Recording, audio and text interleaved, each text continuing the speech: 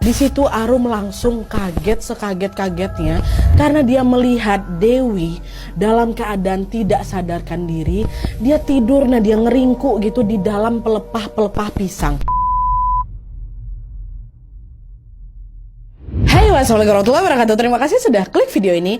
Oke, sudah masuk di malam Jumat lagi. Itu berarti waktunya aku menemani kalian dengan membawakan satu kisah horor Wawa lagi, yang tanpa terasa malam ini sudah sampai di part 176. Sampai lupa gue udah nomor berapa, Wak. Buat kalian yang gak mau ketinggalan kisah horor Wawa lainnya, bisa langsung pergi ke playlist, cari kisah horor Wawa, ada part 1 sampai part sekarang. Dan di malam ini, Wak, aku akan menceritakan satu kisah tentang teror mencekam yang terjadi di pondok pesantren. Nah, Wawa kita yang pada saat itu lagi mondok di sana, Wak, menjadi saksi tentang bagaimana teror tersebut menghantui para santri. Bahkan salah satu santri yang paling parah gangguannya di sana adalah sahabatnya Wawa kita ini, Wak. Dan usut punya usut, konon katanya kejadian mengerikan itu ada kaitannya dengan aktivitas para penganut ilmu hitam yang memang sering terjadi di sana. Nah, penasaran kalian sama kisah selengkapnya? Apa saja yang sebenarnya dialami sama Wawa serta teman-temannya pada malam itu? Tanpa berlama-lama, kita langsung masuk aja ke ceritanya, Wak, ya. Check it out.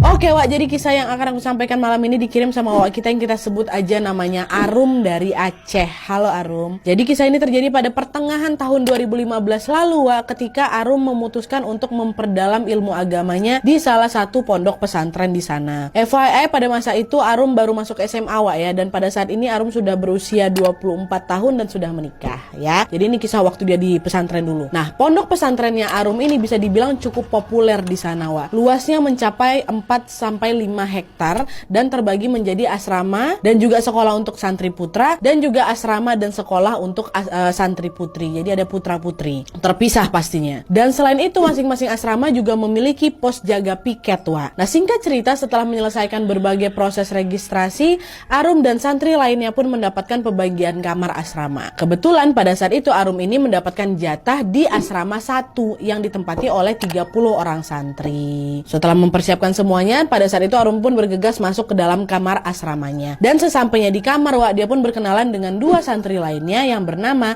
Karin dan Dewi. Kita sebut aja lah namanya itu. Nah, sejak perkenalan itu, Wak, ketiganya langsung akrab nih. Kemana-mana mereka selalu bertiga, ya kan. Arum pun dapat menjalani hari-hari di pondok pesantren dengan sangat-sangat menyenangkan berkat kehadiran Karin dan juga Dewi, kedua teman barunya ini. Saking serunya, Wak, tanpa terasa 3 bulan pun sudah berlalu di sana. Semuanya berjalan baik-baik saja di bulan-bulan 1 sampai bulan ketiga. Sampai akhirnya ketika memasuki bulan keempat, sesuatu yang menyeramkan pun tiba-tiba terjadi. Jadi ceritanya pada saat itu pondok pesantrennya Arum ini sedang mengadakan lomba antar kelas. Lombanya macam-macam, Wah, ada lomba baca puisi, lomba cerdas cermat, sampai lomba baca kitab kuning pun ada, Nadia. Nah, karena sedang dalam acara lomba, maka otomatis suasana pesantren ini pun jadi ramai, jadi semarak, ya kan, Wak.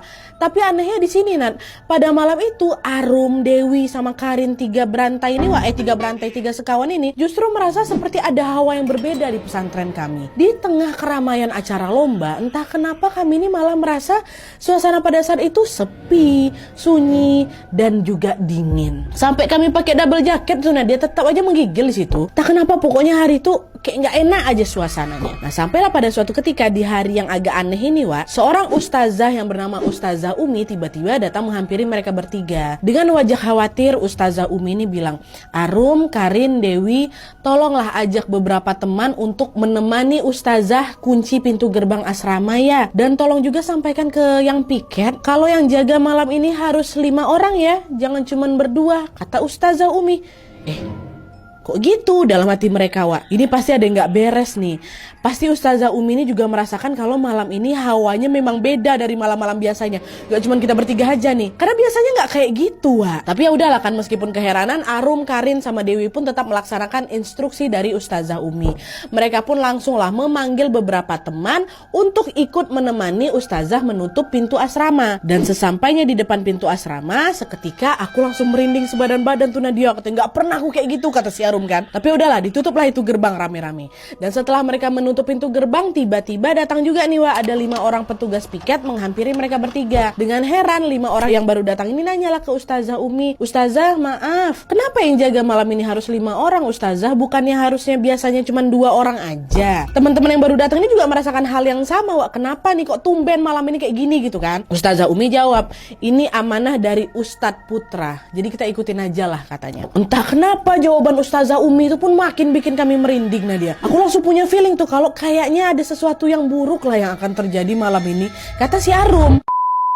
Nah udah tuh kan, setelah selesai menutup pintu gerbang asrama Wak, Arum, Karin, sama Dewi pun segera masuk lagi ke pesantren untuk melihat acara lomba yang memang sedang berlangsung malam itu. By the way, yang akhirnya menutup gerbang depan tuh si Dewi Wak, ya ingat kan mereka berkawan bertiga nih. Dewi yang pada saat itu walaupun mereka rame-rame datang ke depan gerbang, yang ngunci itu Dewi, ingat ya. Nah dah kan balik lagi nih ke acara kan. Nah di sini ada yang aneh lagi Wak, sejak mereka kembali lagi, Arum sadar kalau gelagat si Dewi yang mengunci gerbang ini tiba-tiba aneh Nadia. Dia cuman diam aja dari tadi karena khawatir. Si Arum nanya kan, "Dew, kamu kenapa? Pusing kah?" kata gitu. Tanpa mengatakan apa-apa, Dewi cuman nunduk aja sambil menggelengkan kepalanya Nat. Meskipun aku agak keheranan dengan sikapnya si Dewi, Arum pun memilih untuk tidak nanya lebih jauh lagi. Mereka terus asik itu kan menyaksikan acara lomba tersebut hingga akhirnya tepat jam 10:15 malam tiba-tiba Dewi nih jatuh pingsan Wak. Kan paniklah mereka semua. Kenapa sih Dewi pingsan nih? Akhirnya mereka pun langsung ngegotong Dewi rame-rame menuju ke musola. Dan tidak lama kemudian Ustazah Umi serta beberapa ustazah lainnya pun datang juga menghampiri mereka. Ustazah Umi mencoba menyadarkan Dewi, tapi sayangnya Dewi ini tetap gak mau bangun. Terus Wak, tidak lama kemudian mereka semua kembali dibuat kaget karena Dewi yang masih nutup mata kan lagi pingsan ya, tiba-tiba nangis. Dia suaranya sedih kali.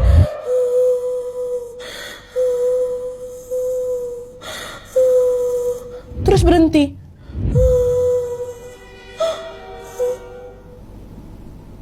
Gitu.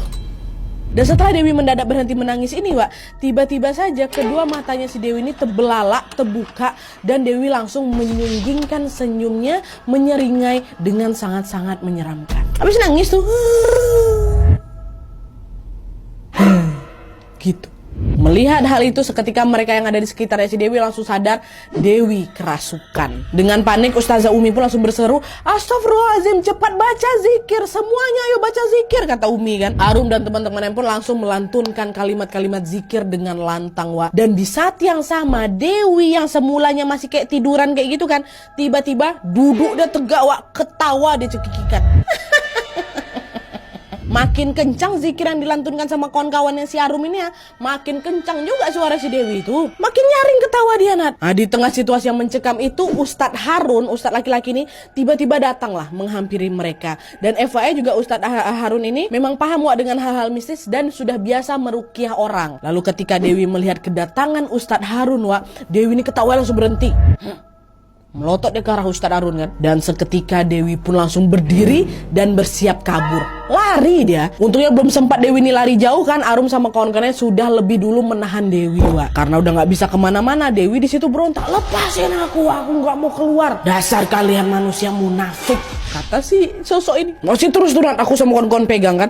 Terus Ustadz Harun pun berjalanlah mendekati Dewi sambil bilang, "Kau mau keluar baik-baik atau mau kumusnahkan kau? Siapa yang sudah mengirim kamu ke sini?" kata Ustadz Harun. Sambil tertawa si sosok yang merasuki Dewi bilang, "Oh, jadi kau sudah tahu aku ini kiriman. Kenapa? Dasar kau munafik. Kiriman." Disinilah tanpa berlama-lama Ustadz Harun pun langsung meruqyah Dewi Wak. Dan setelah Dewi ini diruqyah, Dewi langsung pingsan. Nah melihat Dewi yang pingsan ini, Ustazah Umi dan beberapa ustazah yang lain pun langsung menggotong Dewi masuk pergi ke kamarnya Pamong. Ini kamarnya para ustazah ini. Pada malam itu Dewi sengaja dibiarkan istirahat di kamar Pamong supaya apa? Supaya kondisinya mudah dipantau gitu kan. Nah tidak lama setelah itu ustazah-ustazah ini pun pergilah menggotong si Dewi. Nah Ustadz Harun melihat Dewi udah pergi, tiba-tiba nolehlah ke arah aku sama kawan-kawan aku dia ke arah si Arum sama kawan-kawannya. Ustadz Harun bilang, "Kuatkan hati kalian ya Nak ya. Ini hanya awal. Satu pesan Ustadz, mulai sekarang jangan ada lagi yang keluar kamar setelah jam 12 malam, kata Ustadz Harun. Kagetlah kami dengar Ustadz Harun ngomong kayak gitu. Nadia, apa maksudnya nih? Ini hanya awal, ada apa nih? Seolah-olah Ustadz Harun sama ustazah-ustazah yang lain itu tahu sebenarnya pesantren ini lagi kenapa gitu loh, tapi masih tutup mulut mereka cuma suruh kami hati-hati aja. Udah kami iyain aja, iya Ustadz katanya, dah bubar nih kan. Nah, singkat ceritanya seperti biasa malam itu Arum dan teman-temannya pun tidur di kamar asrama mereka. Lalu tepat jam 2 malam Nadia, lonceng asrama putri tiba-tiba bunyi. Dan FYI memang ini hal yang biasa Nadia, karena lonceng ini sengaja dibunyikan sebagai pertanda udah masuk waktu sholat tahajud. Jadi macam alarm gitulah. Tapi anehnya ya Nadia, malam itu lonceng tuh gak berhenti-berhenti. Teng teng teng teng teng bunyi terus. Karena keheranan dengan lonceng yang terus berbunyi ini, Arum sama kawan-kawan asramanya pun langsung terbangun lah kan. Bukan bangun lagi, Nadia langsung keluar, kami ada apa nih? Ternyata pada saat itu halaman pesantren udah ramai dikerumuni sama santri dan juga ustazah-ustazah. Arum cobalah mendekati mereka, kan mencari tahu ada apa nih sebenarnya yang terjadi, kenapa? Dan ketika jarak sudah semakin dekat dengan kerumunan itu, Arum dibuat kaget ketika mendengar ustazah Umi bilang apa? Ya Allah, Dewi hilang, anak-anakku, tolong kita cari Dewi sampai ketemu ya, kata dia. Dengar ucapan ustazah Umi apa nggak panik kami itu semua. Nah, dia langsung lah itu nyebarkan dan menyisir seluruh area pesantren. Dewi hilang, halo. Tapi setelah mereka pergi mencari kemana-mana, sayangnya Dewi tetap juga tidak ditemukan. Akhirnya karena mereka sudah bingung harus mengapain lagi, mereka pun memutuskan untuk meminta bantuan para santri putra nih. Nah, selagi santri putri mencari di dalam pesantren, santri putra disuruh untuk mencari Dewi di luar area gerbang pesantren, kan? Setelah beberapa waktu mencari, ada nih lah salah satu santri putra yang berteriak dari arah luar gerbang. Dari arah luar ya, dia bilang, Dewi ketemu di sini teman-teman, katanya. Dengar teriakan itu, semuanya Arum sama kawan-kawannya berlari juga nih ke arah sumber suara. Dan ketika dia semakin dekat ke lokasi ditemukannya Dewi, di situ Arum langsung kaget sekaget-kagetnya karena dia melihat Dewi dalam keadaan tidak sadarkan diri. Dia tidur, dia ngeringkuk gitu di dalam pelepah-pelepah pisang. Dan yang semakin bikin kami semua terkejut apa, Nat? Pada saat itu Dewi ditemukan dalam kondisi mohon maaf, dalam kondisi Dewi tidak mengenakan celana. Baju sama kerudungnya masih utuh Nadia, tapi bagian bawahnya cuma tinggal ditutupin, mohon maaf, celana dalam aja, celananya nggak ada. Pada saat itu santri-santri putra yang ikut mencari Dewi pun langsung dengan sadar segera langsung memalingkan pandangan mereka. Mereka nggak mau lihat auratnya si Dewi kan, Dan kebetulan untungnya pada saat itu si Arum ini datang dengan mengenakan sarung yang memang nutupin tubuh aku Nadia, karena hawa malam tuh kan dingin kali. Udah akhirnya Arum pun lepasin sarungnya, ditutupnya lah itu tubuhnya Dewi. Dan setelah itu Arum serta beberapa santri-santri yang lain pun buru-buru langsung menggotong Dewi kembali masuk ke dalam kamar pamong, kamar para ustazah tadi itu. Kasihan ya ya, temukan nggak? Ya Allah, udahlah nggak bercelana dekat pelepah-pelepah pisang kayak gitu.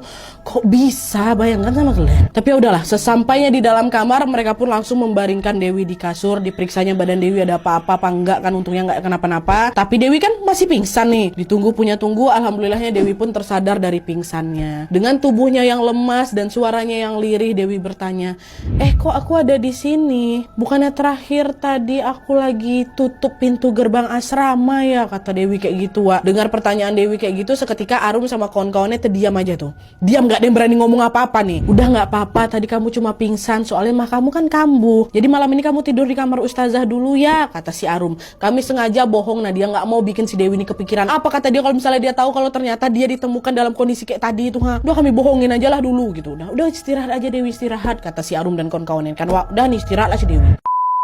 Singkat cerita, pagi pun datang. Esok harinya nih, Dewi pun terbangun dari tidurnya dalam keadaan baik-baik saja. Kondisinya mendadak pulih, seolah memang gak pernah terjadi apa-apa di malam sebelumnya. Bahkan pada hari itu, Dewi ini juga masih bisa ikut lomba baca kitab kuning bersama dengan Arum dan juga Karin. Kan memang di pondoknya lagi ada acara tadi kan, belum selesai acaranya, lanjut di hari-hari berikutnya. Nah, singkatnya, hari itu berjalan dengan baik-baik saja, Hingga akhirnya pada saat datang waktu maghrib, suasana suasana yang menyeramkan lagi-lagi meneror satu pesantren.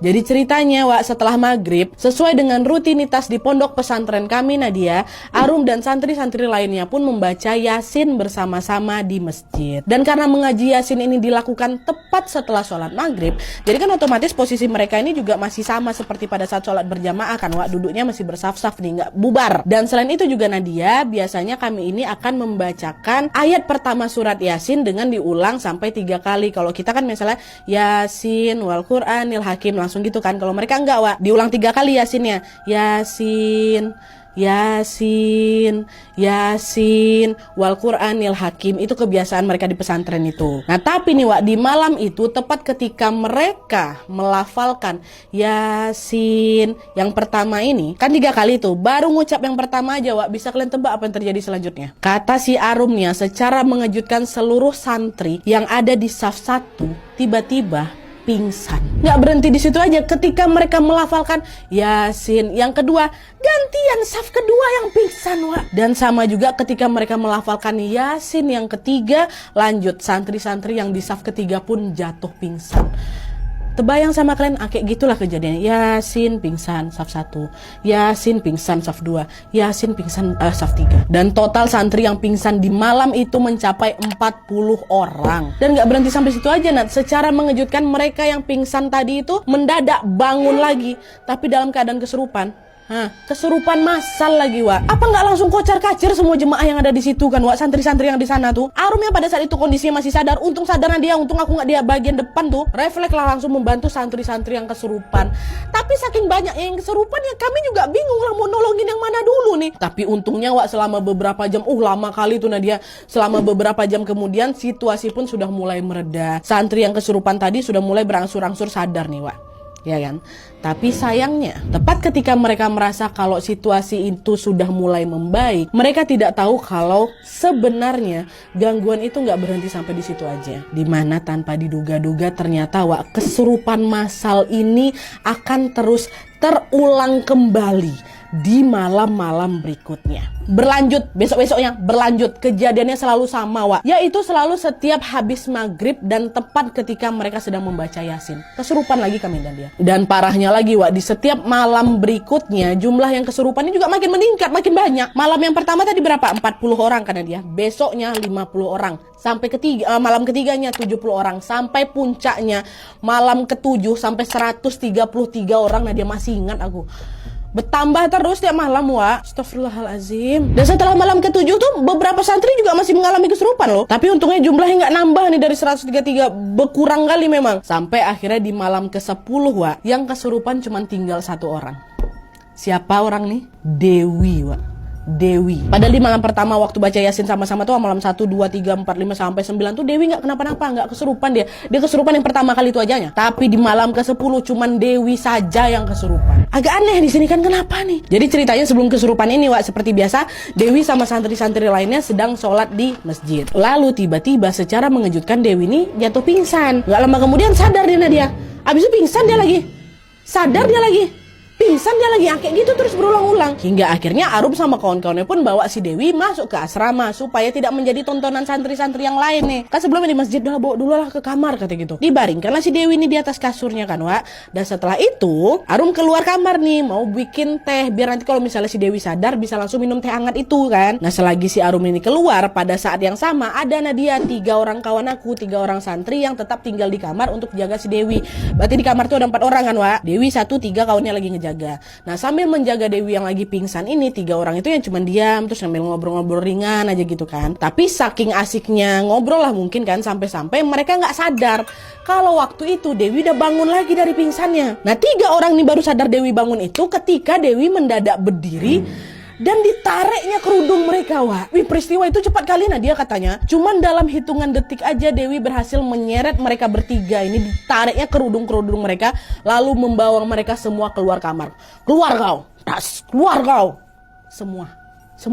Dan menurut kesaksian kawan-kawan bertiga itu kuat kali tenaga si Dewi itu sampai terpelanting kami keluar. Nah, juga terpelanting kayak gini. Pokoknya kuat lah dia. Dan setelah 3 orang temannya tadi berada di luar, Wak, Dewi pun langsung berlari dan masuk ke kamar lagi, masuk ke dalam asrama tadi. Dikuncinya ya dari dalam, Wak. Ditinggalkannya kawan-kawan yang di luar yang masih terduduk lemas, syok nengok si Dewi kayak gitu kan. Makin kaget lah mereka setelah tahu si Dewi ngunci pintu dari dalam. Mereka pun langsung berlari ke depan pintu kamar asrama. Dipanggil-panggil lah Dewi, buka pintu, kok ngapain di sana? Buka pintunya Dewi, buka, kata mereka bertiga. Nah, suara teriakan santri-santri yang memanggil Dewi itu akhirnya didengarlah sama si Arum. Terdengar sama aku, Nadia, aku lagi bikin teh tuh. Arum yang panik pun akhirnya langsung ikut berlari ke arah kamar asrama itu, Wak. Dan sama seperti santri yang lainnya pada saat itu, Arum juga sibuk mengetuk-ngetuk pintunya asrama sambil memanggil-manggil si Dewi. Entah apa yang dilakukan Dewi sendirian di dalam itu, Nadia. Tapi yang jelas, dipanggil sekencang itu, Dewi tetap juga nggak mau buka pintu kamar. Orang-orang masih sholat nih, Wak. Kan mereka berempat aja nganterin siapa nih, kan nganterin si Dewi masuk ke dalam masjid tuh. Dalam kamar tuh. Makin panik lah mereka ini semua kan.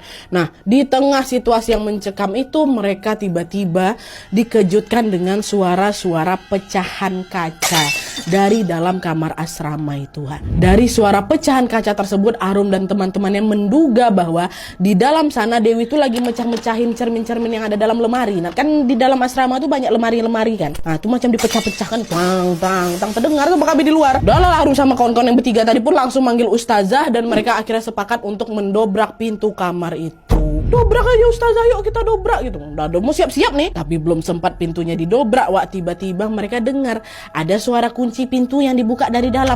Teklek gitu. Nah, terdiamlah mereka. Dibukanya, Wak. Bentar lu. Dan kemudian, Wak, pintu itu pun akhirnya terbuka dan Dewi pun keluar. Tapi di sini secara mengejutkan Dewi keluar dengan tatapan marah yang menyorot tajam ke arah mereka semua. Senyumnya menyeringai, Nadia.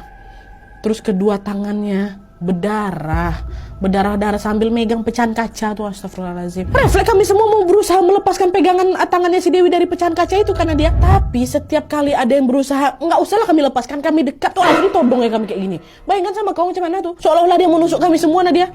Dan nggak sampai di situ, Wah, astagfirullahaladzim. Inilah aku kayak, aduh, kasihan kali. Setelah itu mereka semua yang ada di sana melihat nih, enggak aku aja, Nadia, semuanya lihat ya, ustazah sama 3 kawan aku tuh tengoknya apa? Dewi ini tiba-tiba saja memakan, Wak ya, pecahan kaca yang dia pegang tadi. Apa nggak berdarah-darah bibirnya si Dewi itu berdarah. Tengok kami, Nat. Dahlah kami temen nangis-nangis, semua udah berteriak histeris. Dewi, astagfirullah, sadar Dewi, jangan kau makan kaca, bahaya tuh. Kami pegang-pegang akhirnya. Kalau nggak makin berdarah lah itu, Nat. Dewi nggak peduli, dia diabaikannya peringatan orang masih kesurupan kok. Tetap udah asyik dibuah. Dikunyah-kunyahnya lah itu. Udah netes-netes saja darah tuh. Astagfirullahaladzim. Aduh, Dewi. Tapi untungnya tidak lama setelah itu Ustadz Harun pun datang dan beberapa ustadz lain juga datang nih. Dan setelah melihat sendiri apa yang sedang terjadi sama Dewi, akhirnya Dewi pun langsung diruqyah saat itu juga sama Ustadz Harun, Wak. Selagi Ustadz Harun meruqyahnya, sosok yang ada di dalam tubuh Dewi ini berkata, "Jangan keluarkan aku. Aku akan membawa anak ini bersamaku. Salah dia sendiri kenapa datang menyambutku dengan darah manis." Menyambutku dengan darah manis. Astagfirullahaladzim. Harun sama semua yang menyaksikan kejadian itu tuh kebingungan sama maksud ucapan dari si sosok yang merasuki Dewi ini kan. Maksudnya apa? Dewi menyambut dia dengan darah yang manis. Apa nih? Nah, di sisi lain, Wak, Ustadz Harun yang sepertinya paham dengan maksud si jin ini memilih untuk diam. Gak ada ngomong apa-apa dulu kan. Tanpa banyak bicara, Ustadz Harun pun langsung melanjutkan proses ruqyah. Udah gak tega kali lah dia lihat kondisi si Dewi kayak gitu kan, Wak. Gak ada lagi sempat-sempatnya mau cerita nih apa maksudnya. Yang penting udah keluarkan dulu si sosok ini. Akhirnya setelah ditarik paksa oleh Ustadz Harun, sosok yang merasuki Dewi ini pun berhasil dikeluarkan. Bersamaan dengan itu seketika Dewi pingsan lagi. Tapi mereka di situ nggak diam aja, Wak. Mereka langsung membawa Dewi ke rumah sakit. Karena kan Dewi habis makan kaca tuh kan, takut kenapa-napa pula badan si Dewi. Udah diperiksa nih, dikasih pemeriksaan medis dulu kan. Nah, selagi Dewi dibawa ke rumah sakit, Wak, pihak pondok pesantren ini pun langsung nelpon orang tuanya Dewi. Dikabarkannya lah apa yang terjadi sama anak mereka kan. Nah, setelah itu Arum, Karin dan juga teman-teman santri yang lainnya pun diminta untuk kembali masuk ke asrama masing-masing. Masuk ke asrama masing-masing berdoa. Tapi ketika mereka mau beranjak pergi menuju ke asrama, Wak, tiba-tiba saja Ustadz Harun memanggil Arum dan Karin. Arum, Karin, boleh ikut Ustadz sebentar? Ada yang mau Ustadz tanyakan ke kalian. Karena Ustadz tahu, ini yang kawan dekatnya Dewi nih. Oh iya boleh Ustadz, kata mereka. Inilah dia, Wak. Ini nih. Dah. Ustadz Harun pun mengajak Arum sama Karin menuju rumahnya yang memang masih ada di dalam kawasan pondok. Sesampainya di sana, tanpa banyak bicara, Ustadz Harun pun langsung bertanya, "Anak-anak, apa di malam ketika Ustazah menutup pintu gerbang pesantren itu, Dewi juga ikut ke sana?" Oh, dengar pertanyaan itu, ingatan aku sama si Karin langsung tertuju ke malam yang hawanya aneh kali itulah Nadia. Malam yang entah kenapa terasa sepi dan menyeramkan pada lagi acara sehuha itu kan. Langsung kami jawab, iya betul Ustadz, Dewi ikut bersama kami menutup pintu gerbang. Oke, baik, sebentar. Apakah pada saat itu Dewi sedang dalam kondisi, mohon maaf, datang bulan? Iya Ustadz, iya, Dewi sedang haid. Nah, dengar jawaban Arun sama Karin, Ustadz Harun pun langsung bilang, ya Allah, pantas sajalah Dewi jadi seperti ini. Kalian tahu tidak kenapa malam itu kami meminta untuk menutup gedung pesantren? Enggak Ustadz, enggak tahu. Jadi anak-anakku, nah ini Wak, malam itu adalah malamnya para penganut ilmu hitam mengirim bencana. Malam di mana para penganut ilmu hitam ngirim-ngirim bencana ke orang-orang random. Dan sebenarnya malam itu kami juga sudah mengunci gerbang pesantren dan juga sudah memagari area pondok dengan doa-doa. Nah, tapi entah kenapa pintu gerbang pada saat itu tiba-tiba terbuka lagi. Benar-benar kebuka lagi Wak ya. Bukan pintu gerbang setan, pintu gerbang pesantren itu udah dikunci, terbuka lagi. Ustadz nggak tahu siapa yang membuka pintu itu. Itulah kenapa kami meminta kalian untuk menutupnya kembali. Tapi sayangnya kita sudah terlambat. Belum sempat pintu itu tertutup, jin-jin yang dikirim sama penganut ilmu hitam itu sudah terlanjur sampai di sini. Dan ketika mereka melihat Dewi yang mengunci pintu, Dewi pun lagi haid, di sanalah Dewi pun langsung diincar sama mereka. Dan kejadian-kejadian aneh di pondok beberapa waktu terakhir ini adalah ulah mereka itu, Nak. Kata Ustadz Harun, ulah dari si penganut ilmu hitam ngirim random bencana ke orang-orang.